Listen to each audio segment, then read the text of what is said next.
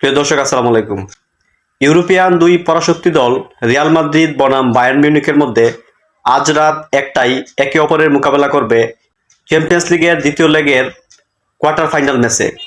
আজ রাত ১টায় বায়ার্নের মাঠে একে অপরের মোকাবেলা করবে এই দুই পরাশক্তি। হেভিট এই দুই পরাশক্তি দল ইউরোপের সবচেয়ে সফল দল। প্রথম লেগে রিয়াল মাদ্রিদ ঘরের মাঠে ২-০ গোলের ব্যবধানে হেরে যায় বায়ার্ন মিউনিখের কাছে। এই ম্যাচটি রিয়াল মাদ্রিদকে চ্যাম্পিয়ন্স লিগে টিকে থাকতে হলে এই ম্যাচটি অবশ্যই জিততে হবে। কমপক্ষে ৩-০ গোলের ব্যবধানে জিততে হবে। ২-২ গোলে জিতলেও ম্যাচটি এক প্রকার ড্র হয়ে যাবে। কিন্তু ম্যাচটি বার করতে হলে রিয়ালকে অসাধারণ খেলা খেলতে হবে। এই ম্যাচটি জিততে হলে রিয়ালকে পূর্বের ক্রিস্টিয়ানো রোনালদোর কথা মনে করতে হবে, যারা প্রথম লেগে ঘরের মাঠে হেরে ক্রিস্টিয়ানো রোনালদোর হ্যাটট্রিকের মাধ্যমে ম্যাচটি জিতে নিয়েছিল রিয়াল মাদ্রিদ।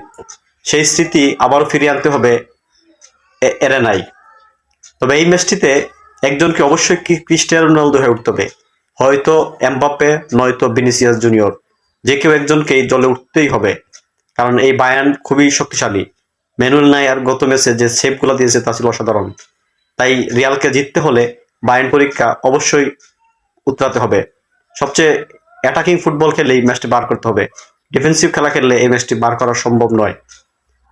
তার উপর বায়ার্ন মিউনিখের মাঠে খেলা, যা রিয়ালের জন্য কাজটা অনেক কঠিন হয়ে যাবে। তবে এটা কিং মাদ্রিদ, এই মাদ্রিদের কাছে শেষ বলে কোনো কথা নেই। মাদ্রিদ যদি তাদের সেরাটা অনুযায়ী খেলতে পারে তাহলে অবশ্যই ম্যাচটি জিতবে। আজ রাত ১টায় এই হাই ভোল্টেজ ম্যাচ সবাই দেখার আমন্ত্রণ রইল। উপভোগ করুন ফুটবল প্রেমীরা এই হাই ভোল্টেজ ম্যাচটি। ধন্যবাদ সবাইকে।